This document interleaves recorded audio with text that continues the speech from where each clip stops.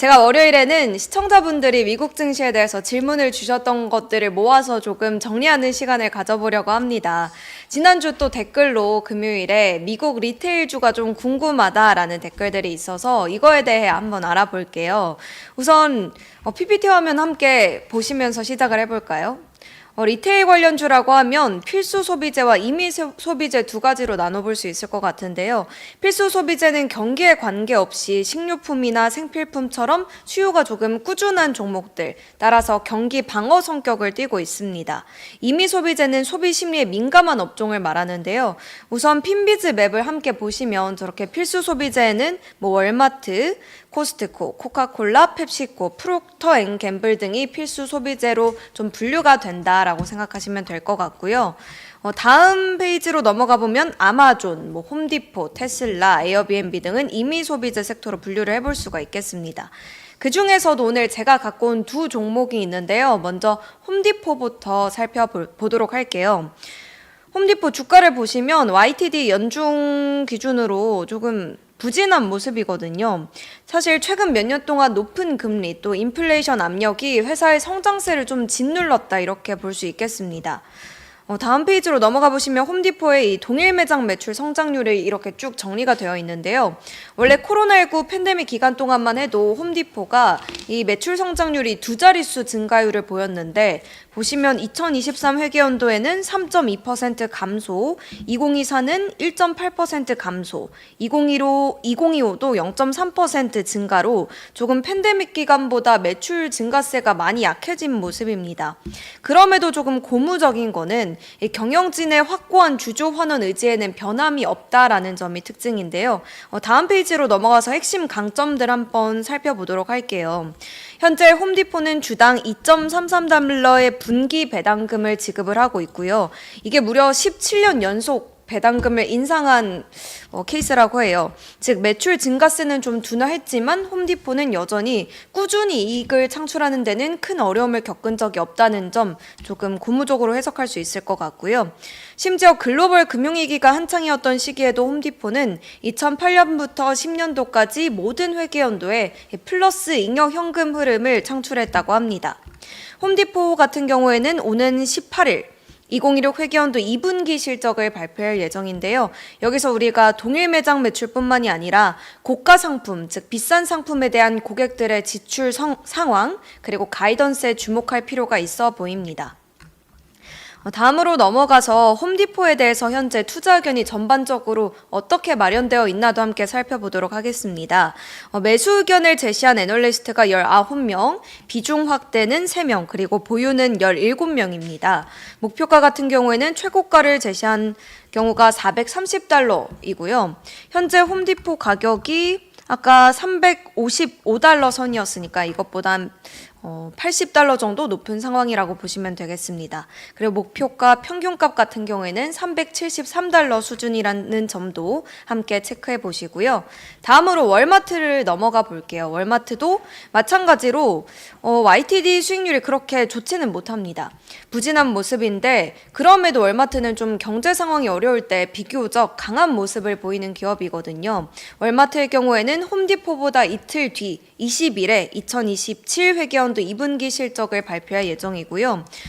전반적으로 현재 월마트의 사업 실적이 홈디포보다 좋다는 데는 의심의 여지가 없습니다. 월마트는 홈디포와 달리 경기 순환적 성격이 그렇게 강하지 않기 때문인데요. 경제 상황이 어떻든 소비자들은 이 월마트의 저렴한 가격 그리고 방대한 많은 상품 구색을 선호하기 때문입니다. 그래서 경제 상황이 어려울 때도 월마트 같은 경우에는 조금 비교적 강한 모습을 보였다라고 해석할 수 있겠고요.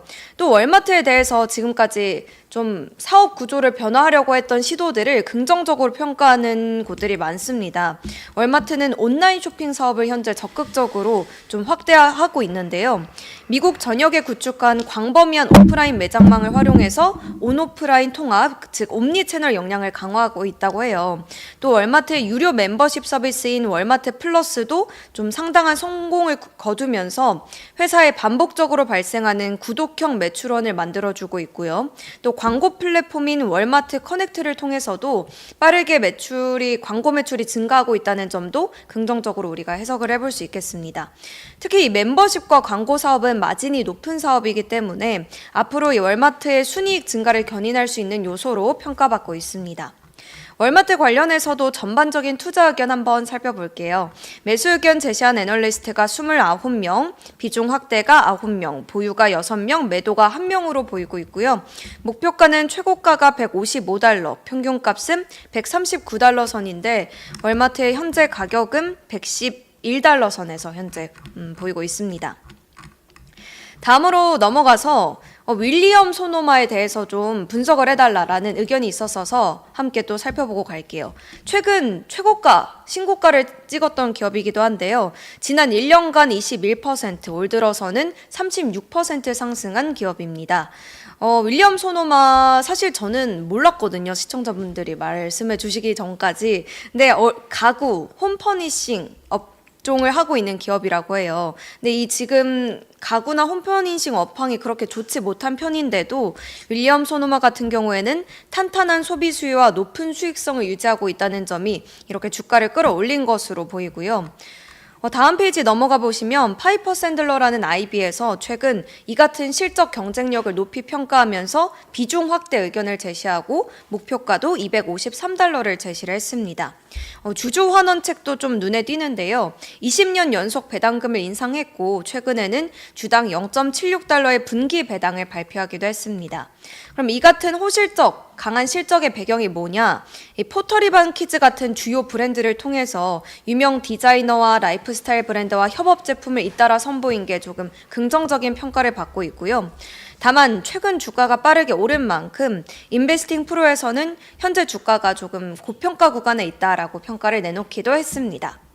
네, 제가 이렇게 미국 리테일주 관련해서 질문을 드렸는데 또 오늘 전문가님께서도 공교롭게 미국 리테일주 관련해서 브리핑을 준비해 오신 게 있다고 해요. 이어서 한번 좀 들어볼까요? 예, 그렇습니다. 이제 지난주가 가장 이제 인상적인 이제 한 주였는데요. 일단 먼저 오늘 조금 긴장도 풀고 한번 나가 보실까요? 네, 좋습니다.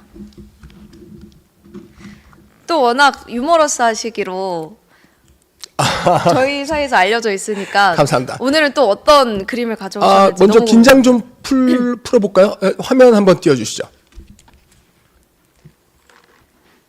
지금 화면에 곰이 누워 있고 황소인가요? 저거는 뒤에? 한우입니다. 한우인가? 네, 국기는 미국 국기지만 네. 소는 한우입니다. 왜죠? 왜 한우? 저 한우인가요? 한우. 우리 이제 한국 시장도 이렇게 조금 네. 이제 방향을 틀었으면 하는 바람에서 이렇게 넣어봤고요. 좀 불리시하게. 지난주까지 이제 시장을 지배했던 곰이 긴장을 하면서 잠을 자고 있는 사이에 미국 증시와 한국 증시는 방향 전환을 시도했다. 이렇게 볼 수 있는 하나의 또 그림이죠. 반격입니다. 반격이다. 네. 그럼 좀 잘 모르시는 분들도 있을 것 같아요. 왜 우리가 bearish라고 하고 bulish라고 하는지. 좀 보시면은 그 손은 들이받죠. 네. 소한테 들이받치면 사람이 위로 뜨지 않습니까? 네. 위로 뜨기 때문에 상승장에는 불이라고 부르는 것 같고요. 그다음에 이제 곰은 위에서 꽂는다고 제가 들었습니다. 네. 그래서 이제 밑으로 내려갈 때는 베어라고 하더라. 그렇게 알고 있습니다. 네. 이어서 어떤 것들을 오늘 좀 전문가님과 함께 이야기를 해볼까요? 다음 페이지 넘겨주시겠습니까? 일단 우리가 이제 제일 큰 그림으로 이제 명심해야 될 것이 하나 있습니다. 네. 자, 지금 보시는 화면은 이제 스탁 트레이더스 알머넌이라는 미국에서 미국 통계를 전문적으로 다루는 회사에서 이제 제가 가져온 자료입니다. 지금 보시고 있는 화면은 70년 평균 미국 대통령 증시 사이클입니다.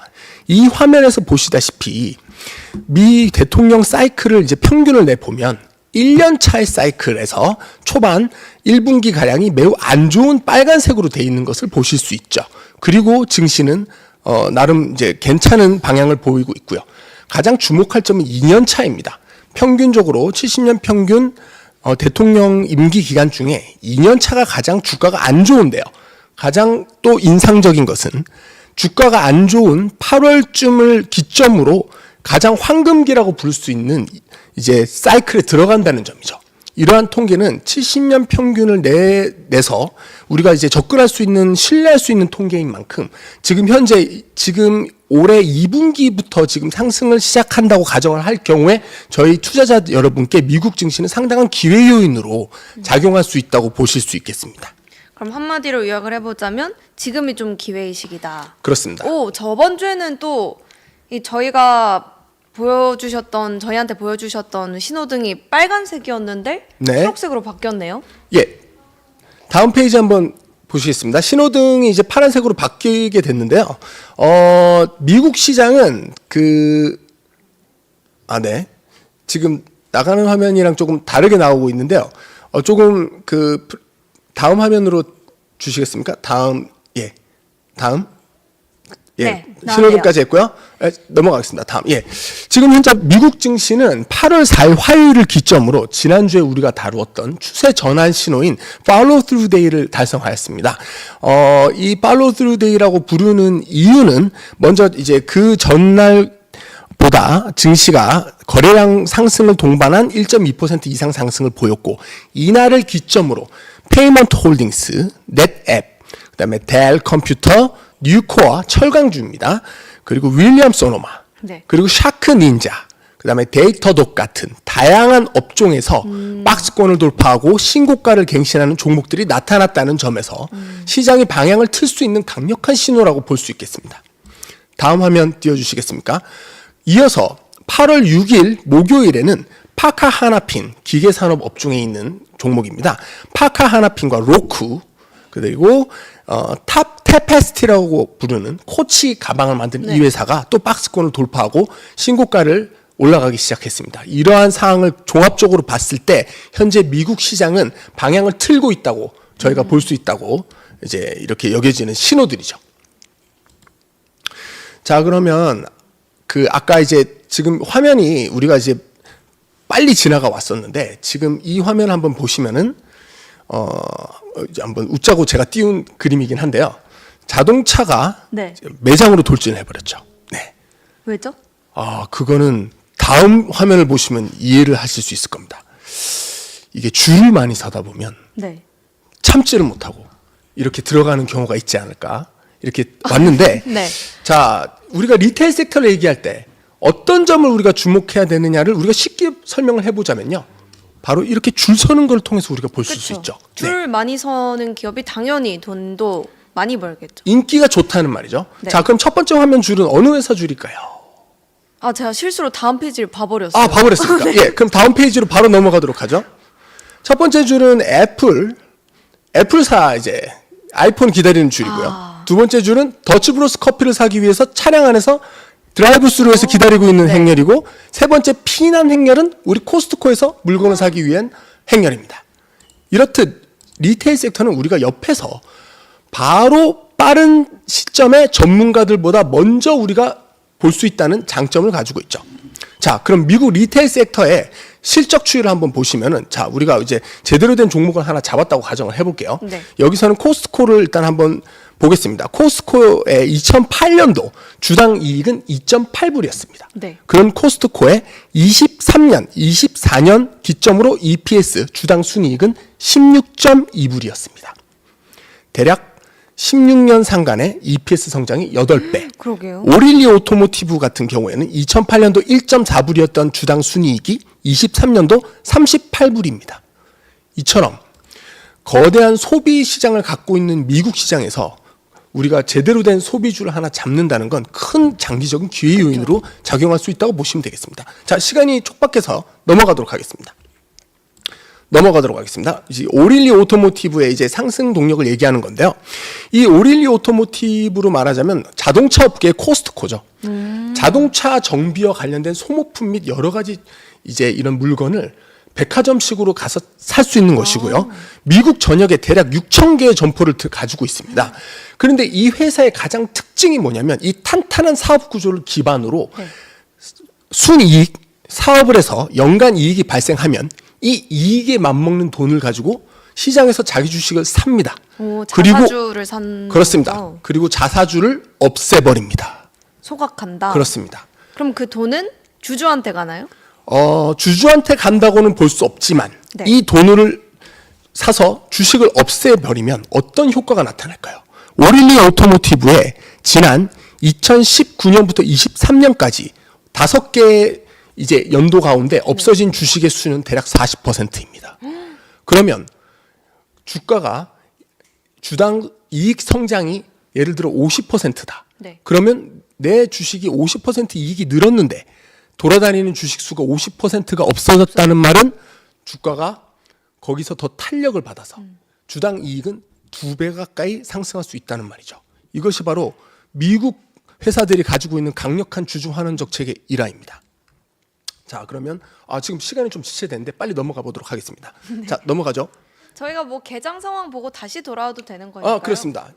자, 그래서 제가 조금 찾아보다 보니까 네. 이 윌리엄 소노만 매장에서도 줄을 서고 있다라는 거죠. 예. 윌리엄 소노만 매장에서도 줄을 서고 있고요. 다음 원래 페이지. 알고 계셨나요? 윌리엄 손. 알고 있었습니다. 업력이 유명하구나. 매우 오래된 회사입니다. 네. 자, 그 성장 동력이 하나가 아까 아나운서님이 말씀해 주셨기 때문에 넘어가겠습니다. 포터리밴, 웨스트 엘림 이런 이제 한국에도 들어와 있는 사이트를 통해서 네. 우리가 확인할 수가 있겠습니다. 자, 이제 한 가지 주목할 점은 윌리엄 소노마의 주당 이익의 성장치가 그렇게 고성장한다고 보실 수는 없지만 가장 인상적인 건 영업 이익률입니다. 17% 가량의 영업 이익률을 꾸준하게 이제 유지를 하고 있고요. 다음 장 넘어가도록 하겠습니다. 아까 말씀하셨던 홈데포와 아마존이 디지털 리테일러 순위에서 2위와 4위에 위치해 있다면 네. 지금 현재 우리의 윌리엄 소노만은 23위 정도에 위치하고 있습니다. 즉 디지털 시장의 매출액이 전체 시장의 65%를 차지할 만큼 디지털을 새로운 시장 성장 동력으로 사용하고 있는 회사라고 보실 수 있겠습니다. 다음 페이지 넘어가 볼까요? 자본 대비 이익률이라고 말할 수 있는 리턴 온 에퀴티 ROE 같은 경우를 보면 네. 동종 업계 대비 평균 15%에서 이 윌리엄 소노만한 회사는 50% 가까운 자기 자본 그래프 이익률을 차이가 엄청나네요. 가지고 있습니다. 이 말인즉슨 주주의 돈을 빠른 속도로 불린다라고 해석하시면 되겠습니다. 그리고 옆에 보시는 그래프를 보시면 1년 평균 1조 원 가까이 되는 돈을 자사주 매입 및 소각에 사용하고 있는 회사입니다. 이런 점을 종합해 봤을 때 최근에 시세 전환과 시장 전체 시세 전환과 더불어서 보이고 있는 강력한 상대 수익은 우리가 주목해 볼 필요가 있다. 이렇게 보실 수 있겠습니다.